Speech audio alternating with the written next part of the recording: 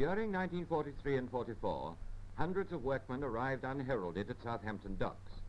They were the scene shifters recruited to prepare Southampton's stage for a spectacle of unprecedented magnitude.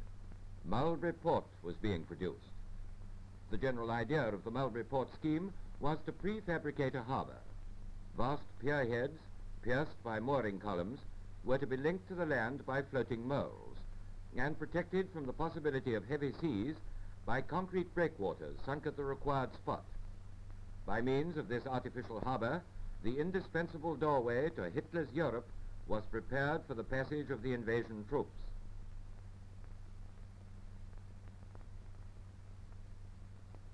These Cleopatra's needles, on which the pierheads rode up and down on the water's surface, moored them to the seabed. And here is one of the floating moles for landing invasion troops and their supplies.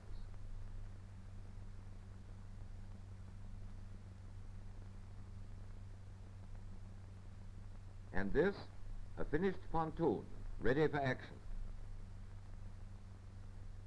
As during the actual invasion, the weather was unusually stormy, the importance of the breakwaters mentioned before cannot be overemphasized. The sections were constructed at various places as well at Southampton, assembled at the docks, and towed across the channel with the rest of the Mulberry Port components. These views of the breakwater caissons during construction give some idea of the size of the job in hand.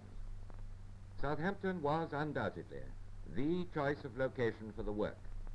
Two of her dry docks, one of them the famous King George V graving dock, the largest in the world, became miniature shipyards on their own account, with all hands contributing to the forging of this veritable key to the continent.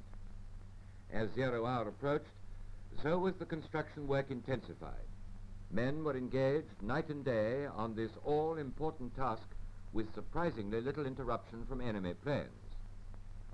In the dry docks, as soon as work on the caissons had progressed sufficiently, they were floated out and completed in wet berths nearby, while activity recommenced in the dry docks at once. Southampton, with her double tides and her 7 miles of deep water quays, played a unique part in the Mulberry Port scheme, which resulted directly in the downfall of Germany and the bringing of peace to Europe.